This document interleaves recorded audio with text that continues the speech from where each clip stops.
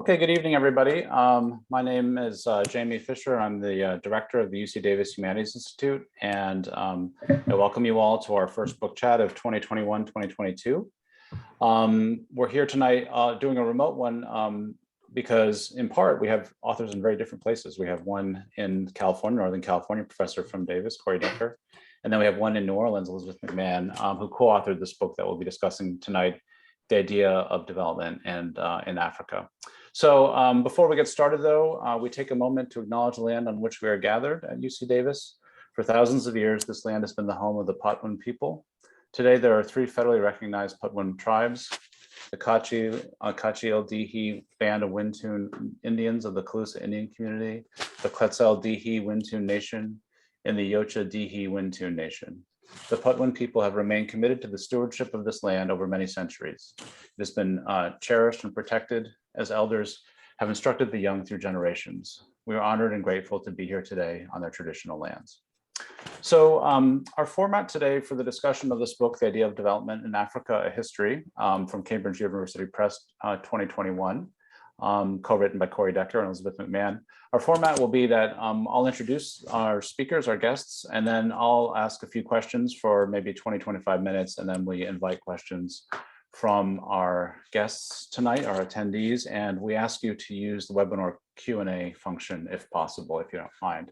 Also, before we get started, I wanted to give a heartfelt thanks to Gina Nunez, who is our event coordinator at the DHI at the Davis Humanities Institute and has done a fantastic job, as always, organizing tonight's event. So as I mentioned, our guests tonight are Corrie Decker and Elisabeth McMahon, or Liz, I guess you go by Liz, and I'll introduce them quickly. Corrie Decker is an associate professor of history at the University of California, Davis. Her first book, Mobilizing Zanzibari Women, The Struggle for Respectability and Self-Reliance in Colonial East Africa, from Palgrave Macmillan 2014, investigates the history of Muslim girls' education and women's professionalization in the Zanzibar Islands. Her work also appears in the American Historical Review, Past and Present, the Journal of Women's History, Africa Today, and other journals and edited volumes. Professor Decker is currently editing a book on maturation and sexuality in 20th century East Africa. Liz McMahon is an associate professor of African history at Tulane University. Her first book, Slavery and Emancipation in Islamic East Africa, From Honor to Respectability, from 2013, uses Qadi and probate court records on Pemba Island to explore the gendered social dynamics of emancipation. Founder of the African Letters Project, McMahon centers the use of digital technologies to bring a more capacious vision of African and American connections during post-World War II decolonization. The African Letters Project is an expanding database of 5,000 letters currently, with images of the letters publicly available on its website.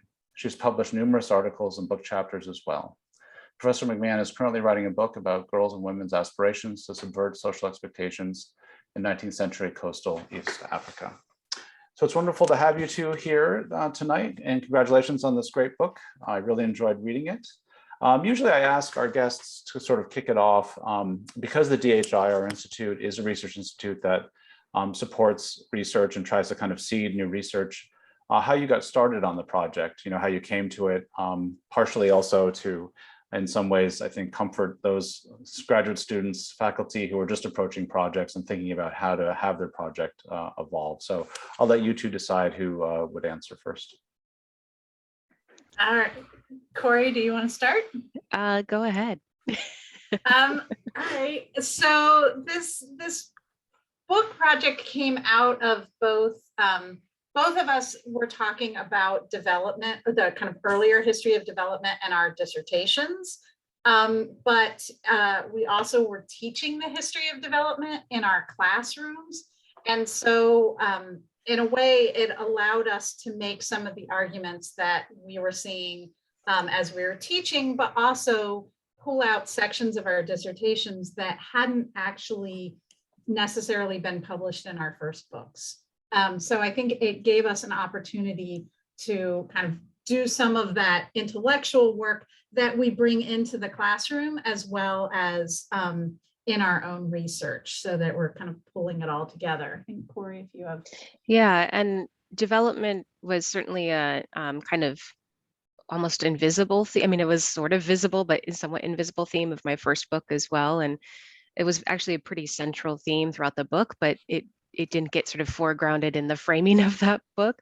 So so that was, we had been talking a lot about, different eras of kind of development policy and practices in East Africa where we do research.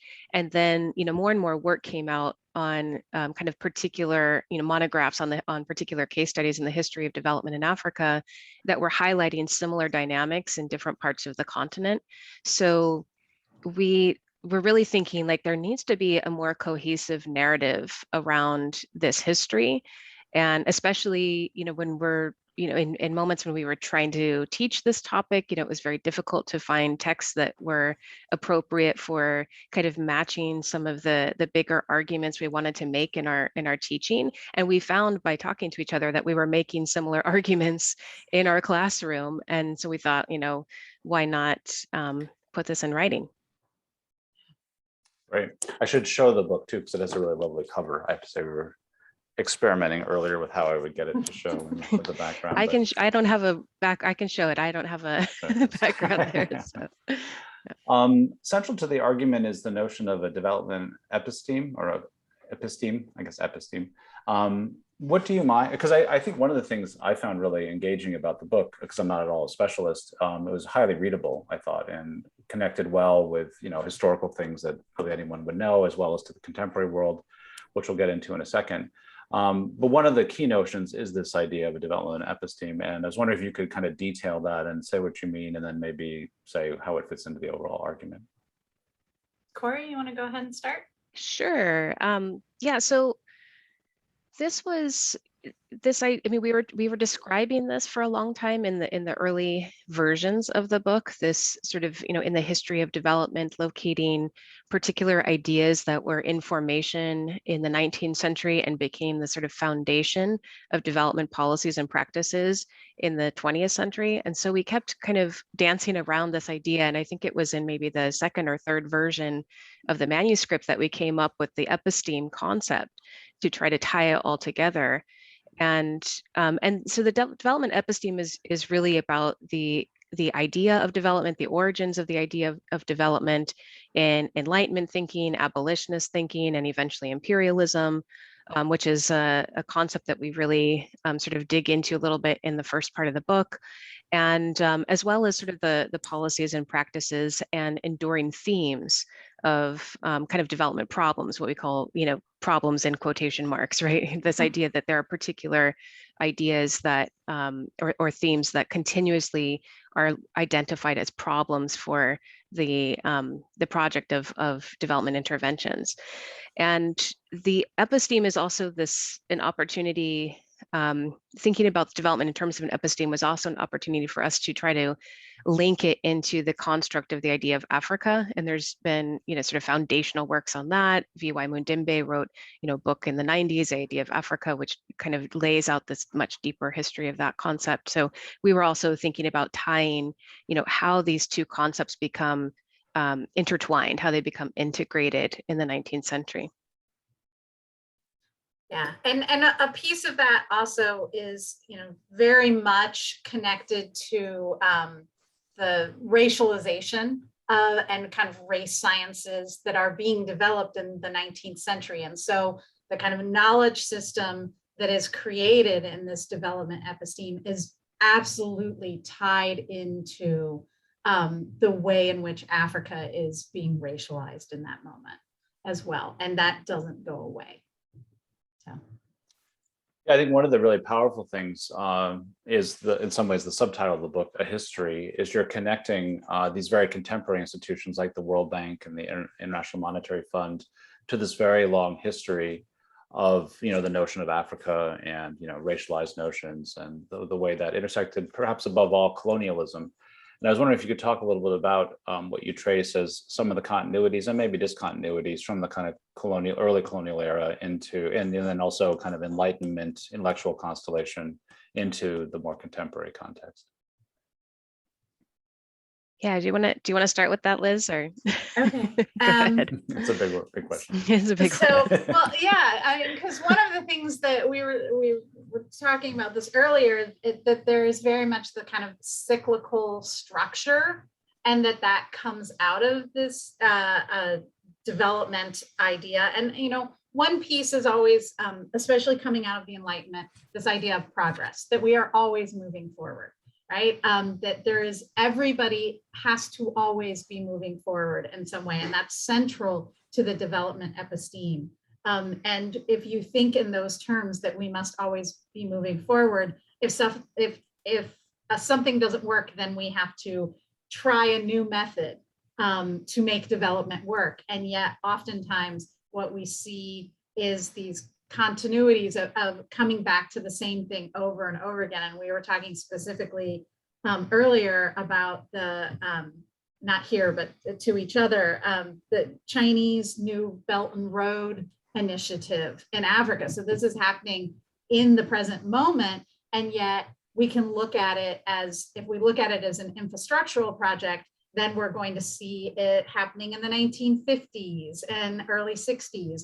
And then in the 1920s, post World War I, there was the kind of infrastructural project. And then if you actually go into the 1890s, you're going to start seeing kind of missionary and early colonial efforts were road building. And, you know, those were part of the process of colonialism. And so we can actually either work from the, you know, the present and look back, or we can go from the past and look to the present. But we see these kind of cyclical ways in which we're constantly trying to find progress and define progress. So Corrie? Yeah, I was just thinking about also the one of the connections we develop, I think it's in chapter 8, is this kind of through line from kind of 19th century abolitionist humanitarianism to a kind of human rights movement that happens in the 20th century.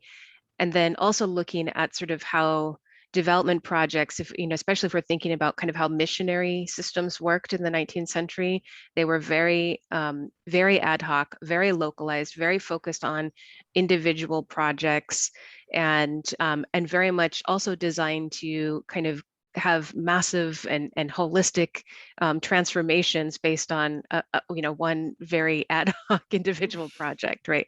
So this idea that this one intervention is going to sort of solve all the problems. So, and this is something that we saw a lot with some of the NGO work of the late 20th century, in particular, thinking about, you know, having these kind of symbolic but very ad hoc projects that were designed to sort of represent a broader sort of idea of progress and development that was, you know, intended to be replicated across the continent, right? And so I think that there, you know, there's both the kind of theoretical, intellectual influence. You can see the connections in terms of the ideas of progress and ideas of humanitarian intervention, but then there's also the replication in terms of exactly how projects are approached and how they're implemented. You can see the same thing with the idea of kind of creating model villages or planned communities. I mean, this idea is, you know, begins in the early 20th century, in the 1920s, 1930s. It's replicated in the Ujamaa era of Tanzania in the 60s and 70s, you know, and then you see it again in more recent interventions. So these are some of the themes that are cyclical, I guess.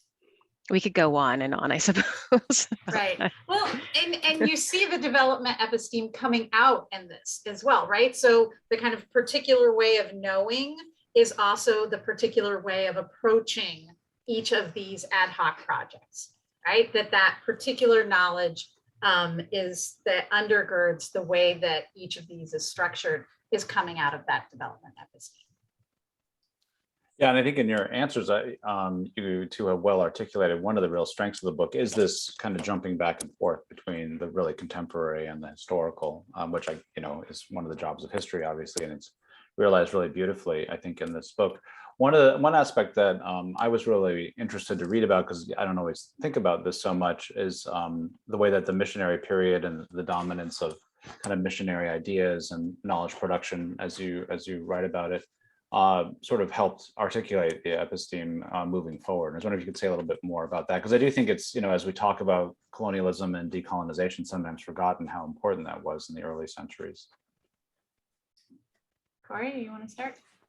Well, I mean, I can just I'll start and then I'll pass it to you because I know this is much more your area, in the area of abolitionism and post-emancipation societies where missionaries are really, really crucial in that transition in African societies, or their claims to that transition, I should say.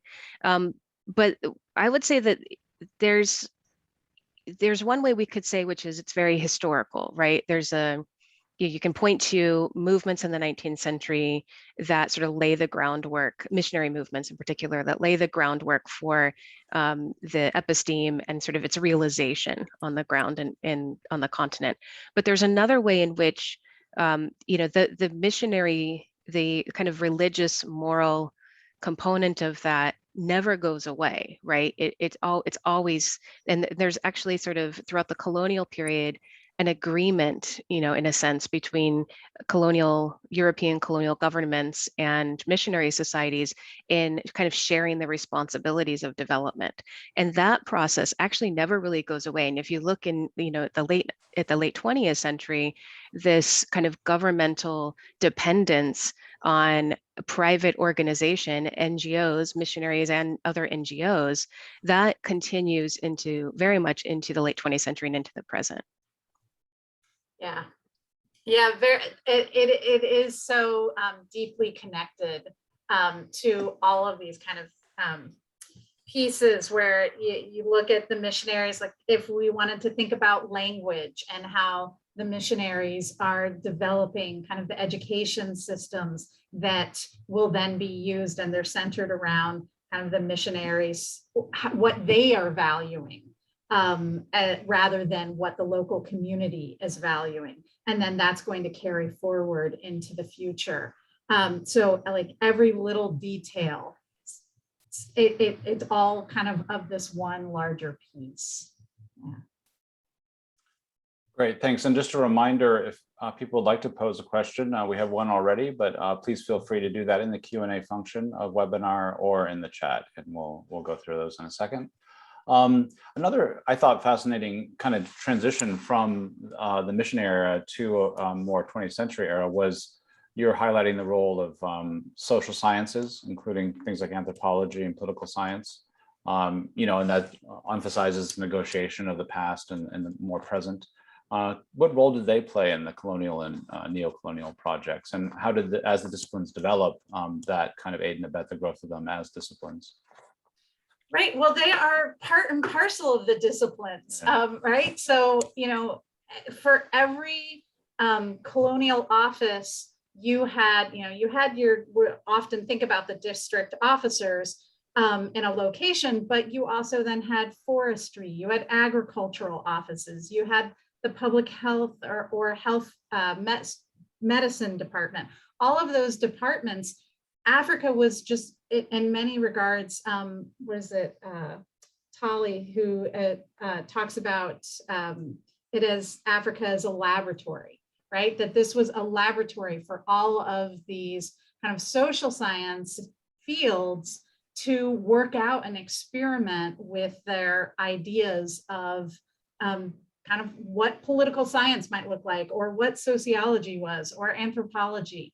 And for me, one of the really interesting topics was actually watching the idea of demography develop as a field in the 1950s. So that's a little bit later than some of these earlier social sciences, but it's a similar process that's happening again in the 1950s. So a lot of the earlier social sciences are developed in the 19th century, and yet we can see this, again, the cyclical element of demography being developed in very much a response to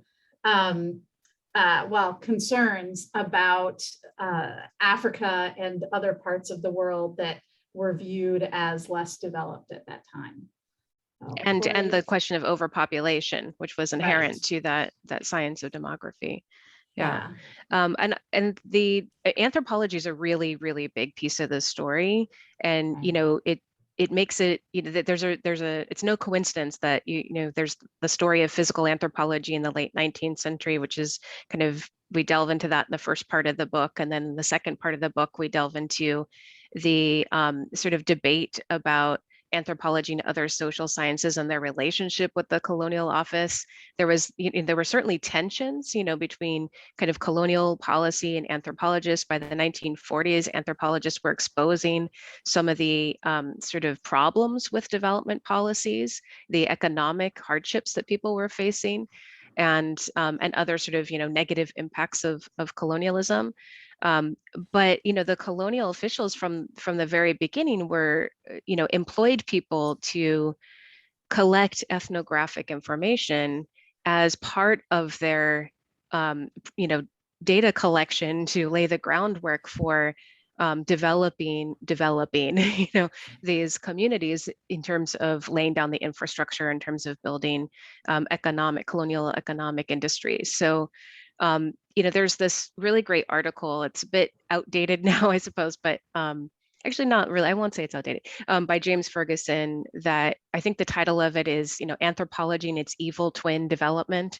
And it's a really great article that looks at the discipline of anthropology and how it's always had this troubled relationship with development up to the present day. And if you look at, people who do ethnographic work, I mean, they're very often working alongside or with development organizations, right? And this actually speaks to one of the other reasons, I guess, we wrote this book is, when we think about how we, this idea that researchers that, especially, we're white American women, right? So white American women traveling to Africa are perceived by everybody, right? Everybody in the United States, in Kenya and Tanzania and Uganda, where we do research, very much everyone perceives us as somebody who's interested in doing development work. And that idea, that expectation, that assumption, whether you think positively or negatively about it, is inherent to this, bigger concept that we're talking about. Development is everywhere. It's everywhere. It's inescapable in any sort of relations of, Euro-American relations with the continent, and now, of course, beyond. There's always the assumption that there's a basis in development interventions, and so that was another kind of thing prodding us to do this project. So anyway, I went on a tangent from anthropology there, but it is related because there's this connection to research. Yeah, and I think shows how interwoven the notion of development is in a lot of the work that goes on there. So actually, before we jump to the questions, we have a couple of questions now. And again, we welcome any in the Q&A function of webinar or in the chat. Could you talk about just the overall structure of the book? I should have asked this earlier, kind of the way you conceived of the chapters, and it has parts too, I think, right? Or maybe 3 parts that organize the chapters. And again, along the lines of kind of helping people think about how they might structure a longer book. Because I think it also is it's highly readable, but it comes in about 280 pages, I believe. So, which, as we know, is rarer and rarer these days in the publishing world, I think. So, yeah. Yeah, we did push back with the publisher on the word count. Yes, good for you. Yeah. Do you want to talk about the structure, Liz? I can if you want, either way. Yeah, well, go ahead.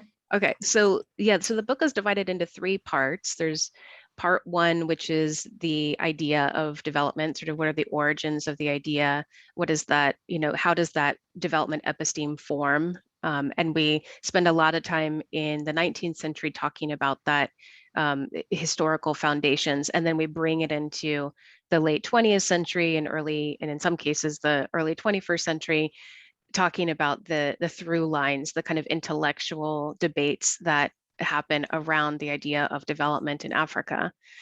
And then part 2 is really laying out the policies and practices of development, kind of a historical narrative of what happens from the time that you have sort of the formal implementation of colonial development policies in the early 20th century up through the present, up through the early 21st century, in terms of the transition through nationalist ideas of development, post-colonial ideas of development, with the sort of new relationships with the IMF and World Bank, and the emergence of the kind of central role of NGOs in African development.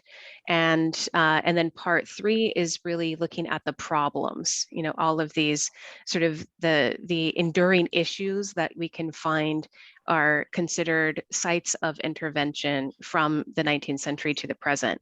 So we have chapters on domesticity and housing, education, public health, and agricultural and industrial modernization. And so in each of these parts, I think is 4 chapters.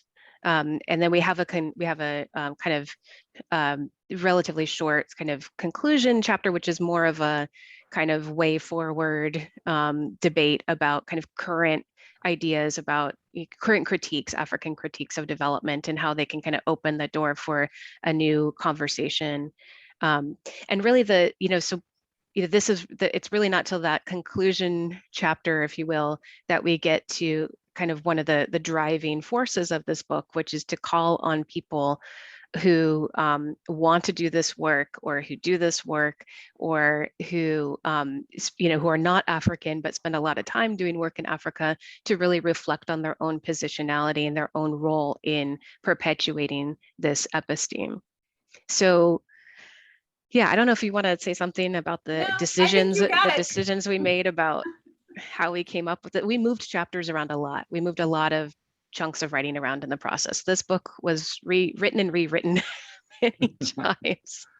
Yeah, and I will say, with the 2 of us writing together, I mean, that's both a fabulous experience and also frustrating at times, because when we were writing together, I would write something and send it, and then Corrie would go, no, I need to reorganize this. Now I see where it goes. And she would pull out a section of a chapter and move it to another chapter and move things around. I'm like, no, but that's supposed to be there. So the structure of the book took a lot of time for us to really kind of lay out what went where. Yeah. So. And everything, I mean, I will say one thing about writing together in that sense, the practicalities of it, everything was kind of, it took twice as long in a sense, because, I would write something and send it to Liz. Liz would write something and send it to me. Then we would proofread it. Then we'd go back and edit, based on those comments. And then we would send it to, the editor, the external reviewers or whoever, right? So it was always like an extra step or 2 in the process of writing and revising.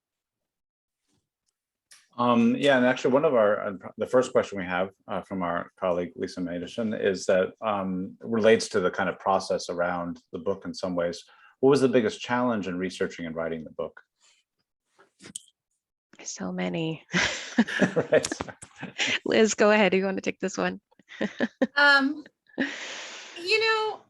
Funny enough, I think writing together was not the biggest challenge, because we had already written a scholarly article together and published together before. So we had come up to some degree with a rhythm, and we both were very good at balancing. Like sometimes one person had more time to commit to writing than the other, and we kind of would balance that out. So I think the biggest challenge challenge in researching the book, I would say researching was it meant we had to read very widely. We have a huge bibliography because we just had to read so much and across so many areas, and trying to get in, we are both work in Anglophone Africa, and trying to find sources that really crossed, and we both work in Tanzania, so trying to learn more about all of these other parts of the continent. That was one of the biggest research challenges. I would say the biggest writing challenge was our peer reviewers, or at least the first one, which the person hated the book. It was clearly an economic historian who really wanted to see an economic history. Like they understood that development is an economic process, and we were trying to really make this case that no, it's a cultural and a social and an intellectual process. It's not just about economics. And so I think that was one of the kind of real challenges, that we had to clearly find a way to clearly articulate the arguments in such a way that people understood that this was not going to be an economic approach to development. No, I think there's an important message therein for those who go through the publishing process, that sometimes you do get a negative report and there can still be a very happy outcome. So don't be discouraged, and you can negotiate too, I think, with the presses around the response, because the press doesn't just sort of unilaterally take the side, I don't think, of a reader. You can sort of engage with the report and negotiate a little bit with the press, because obviously it ended up working out great. And I think actually, I thought that, and I actually had that in my list of questions, one of the strengths of it was that it does take up economic aspects of colonialism development. For example, in the history of labor shortages and the way that the labor markets, labor supply was thoroughly distorted by the colonial process, including in the war, but that it's well contextualized in this larger episteme and larger history. So I thought that was really elegantly done. So I think that's the strength of the book, actually. So yeah, I'm glad you were able to work through that with the reader. We have a question from Tom. Is there any sense that ideas and implementation of development projects were piloted, quote unquote, in non-Western societies? I'm thinking in perhaps somewhat of an analog of the testing of birth control on Puerto Rican women. Yes, absolutely. Yeah. And I think it's not, I don't even necessarily think it's unidirectional, right? So, I mean, this is the thing about, for those who work on the history of international development, it's definitely this question of, different experiments that are happening sometimes simultaneously. Sometimes there's an experiment in one location and informs the experiment in another. But certainly the ideas about population, and this is why, we really emphasize in the book the continued importance of understanding how race and racism figures into these ideas, because even when, say in the in the 1950s, when the language, the kind of official language of development really shifts from a race-based language to a language of culture, you still see the impact of kind of racialist thinking and racist thinking in some cases from an earlier era, sort of feeding into these experiments and these interventions. And the experiments around birth control in Puerto Rico, you see very similar experiments happening up to the present. I mean, there's a whole section in our public health chapter about medical interventions in, how, for example, Uganda becomes known as this kind of favorite place to do medical experiments, right? Because it's a very, the government is very friendly to medical researchers. There becomes these kind of sites that medical researchers visit over and over again. And, Melissa Grayboys writes about this in her book, The Experiment Must Continue. But this idea that there's this kind of exhaustion that happens around these interventions, and there's a reason why that occurs in Uganda, for example, and not in, California. So, and the cost has a lot to do with it. The kind of lower regulations have a lot to do with it. And so when you're looking at experiments in the 50s, 60s, and 70s, 80s, and actually up to the present, there's a lot of sort of cross communication happening with experiments in non-Western parts of the world, where these kinds of projects are sort of easier to carry out in terms of, from the perspective of the investigators. So yeah, the debates about population, I will say, I don't know what the direction is, whether it starts in Puerto Rico and, comes back to, stories of, for example, Congo. There's a place in, this is one location where you see a lot of debates about overpopulation and birth control. It's not clear, where it happens first, right? But it's certainly part of the bigger global conversation. Well, and even the most recent conversations about during the pandemic and the vaccine experimentation. And initially there was this big thing of like, oh, well, should we test vaccines in Africa? Because people in Africa, they can't afford to buy the vaccines. The governments can't afford to buy the vaccines. So we'll be helping them if we test the vaccines in Africa rather than testing them elsewhere. And a lot of African countries really pushed back and said, no, you don't get to test here. Absolutely not. This is not a testing ground. And then some others were like, well, this gives us an opportunity, you know, like it depended, but the majority were very much pushed back against that notion that vaccines should be trialed in African countries because, you know, and the justification was always a development justification for why they should do that, right? That was always there. And that really, I think that's part of why so many African states pushed back against it. Well, there's also I can't help but think of HIV, right? antiretroviral drugs. I mean, this is a big story, right? Of, you know, South Africa in particular, but many other African nations were testing grounds for these drugs for years and years. And it was, you know, the patents were 20, 25 years, right? So, you know, when the drugs were developed based out of those tests, they weren't, many people who were in communities where that testing occurred didn't have access to those drugs because of control over the patents and the high cost. So yeah, I mean, I can imagine that being, these are things, this is part of the cyclical conversation too, right? There's a reason why people are reactive to certain interventions because of the bad experiences they've had with them in the past.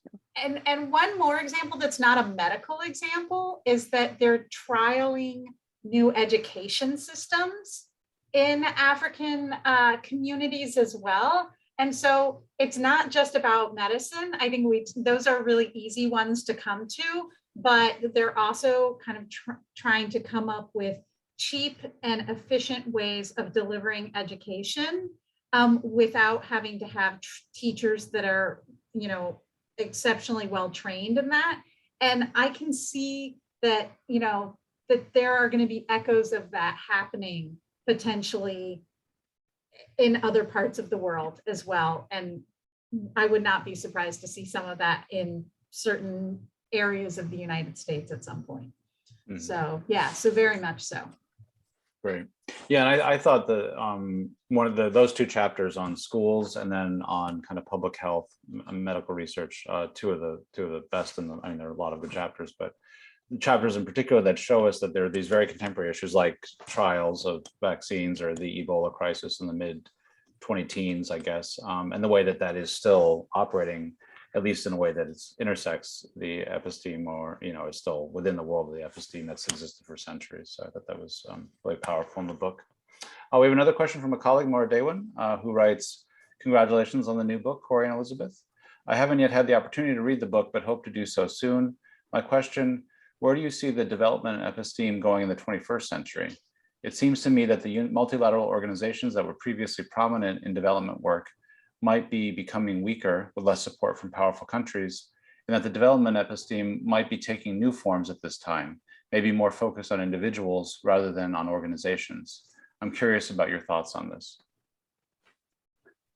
You know, I would say that, I mean, a piece of this is that the development on episteme is this kind of knowledge system and approach that undergirds the notion that Africa needs Western development, right? So as long as there are people working in African communities under the kind of banner of development and bringing Western development, the development episteme continues, and it will just be recycled in a new way. So until we move away from that concept that Africa needs a specifically Western style development, that's always going to be there.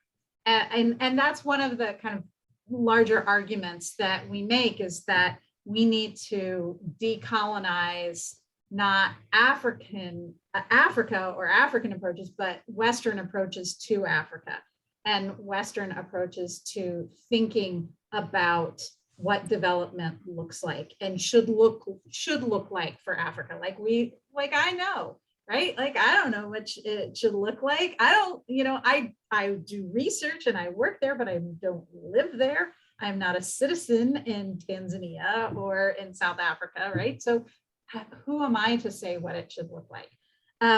And so I think that's one of the pieces that we're trying to get at. But I would also say, and I think Corrie will probably respond to this, that as things are becoming more privatized, it is also still becoming more problematic in African countries, because the way that development is approached, as development becomes more privatized, then there's less controls over it in some ways, and the way that it is working with governments. And this pieces of this get into the non-governmentality notion that African nations, as development has moved in, that development, like public health development projects and education development projects, are taking over the roles of the government, so that governments in various countries, they don't necessarily have to invest in their health department now, because there are development organizations that are doing that. And a lot of that is done privately now anyway, but there are still a lot of big money coming from Western governments, and now China and other governments as well. So between like the kind of privatizing of that may shape things a little bit more. I mean, Lord knows, Bill Gates decided he knew how education should work, right? And started doing all of these experiments in education in schools. And yeah, so I'm sorry, I talked too long, Corrie. No. I mean, I think this is something that's been going on for decades, right? The privatization of services and the increasing role of NGOs. So this is, part of this story, and part of our kind of argument is that this doesn't actually dismantle, the development episteme, because a lot of the funding and so-called knowledge transfer, as it's framed, right, is unidirectional, right? And I think that is changing, and I think there are certainly opportunities for change. And we talk about the example of, is it UNICEF? Oxfam, of relocating their headquarters to Nairobi, and thinking much more about, having an Afrocentric kind of approach to debates about development and development policy. That's just one example. There are many, many others. But again, I think it's about, look where the funding is, look where the kind of knowledge production happens. I mean, when we think about the implication of social sciences and other science, hard sciences, I mean, this is all very, very much, part of, I mean, this is part of one of our university's mission as well, is, thinking about global approaches to sustainable development. And that, is changing. The conversation is changing, because it's much more about like thinking globally and thinking about us all being part of a project towards sustainability, rather than thinking about sort of kind of unidirectional transnational approach.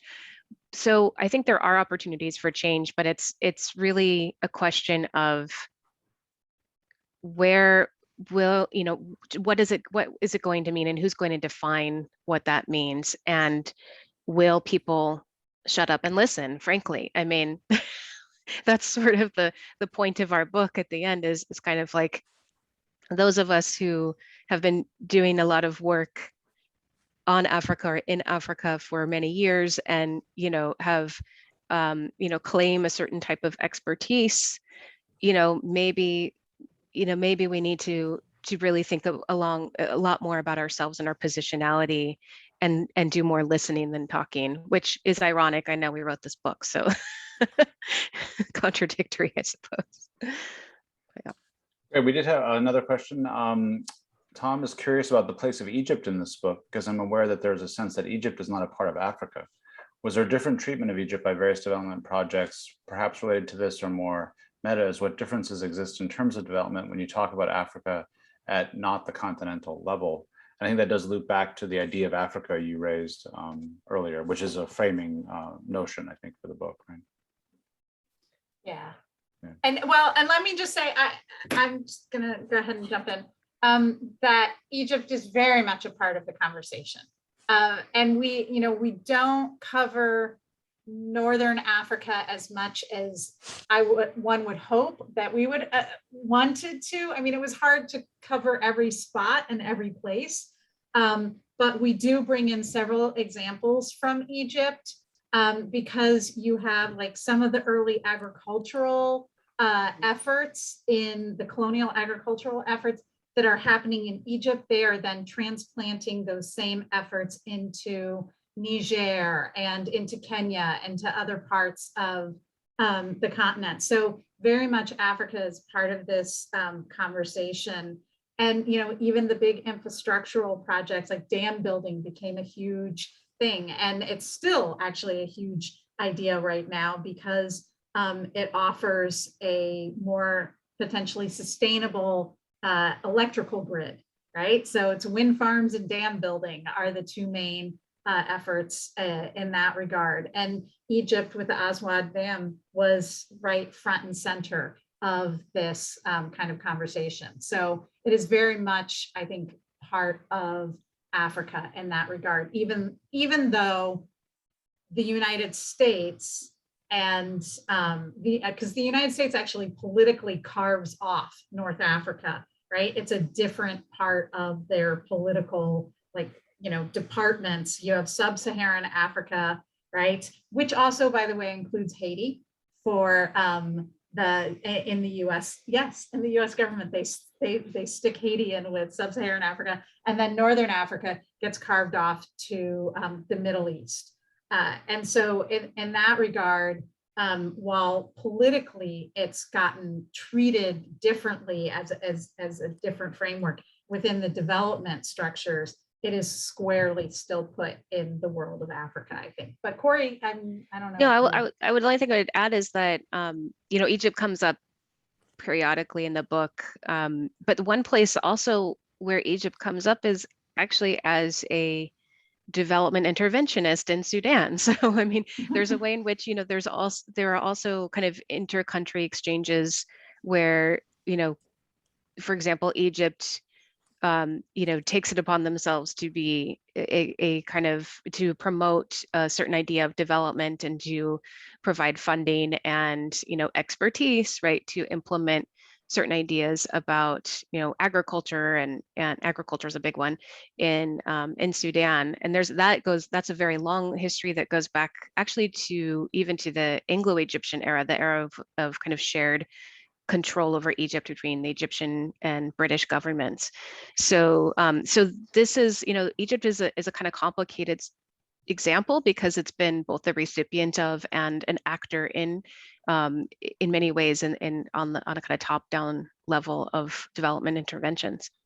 But that's a great question. I mean, and we didn't deal a lot with that question of that division, but it's, you know, it's a big part of certainly my teaching, you know, thinking about, you know, we don't divide the continent, right? The continent is the continent, right? There's no, you know, it's an imaginary division in many ways. And of course, I mean, there's a long history of interaction and transportation and communication across the Sahara Desert. So it's incredibly, you know, superficial division. Great. I think we're just about at time. I guess no final questions. Any final comments from you two about? Congratulations again on the wonderful book. Are you going to keep up your collaboration? No more writing. You're not going to say in public. No more writing. No, I mean, we'll always be friends and collaborators in other senses. But yeah, I just want to say thank you to everyone who posted questions. They were really, really great and somewhat challenging questions. And thank you for hanging out and listening to us. Yes, thank you for coming. And Jamie and Gina, thank you both so much for organizing this. Yes, we really appreciate it. Our pleasure entirely. So thanks so much for coming and participating, and thank you to the audience for these great questions. Say hi to Elio, Liz, and I will.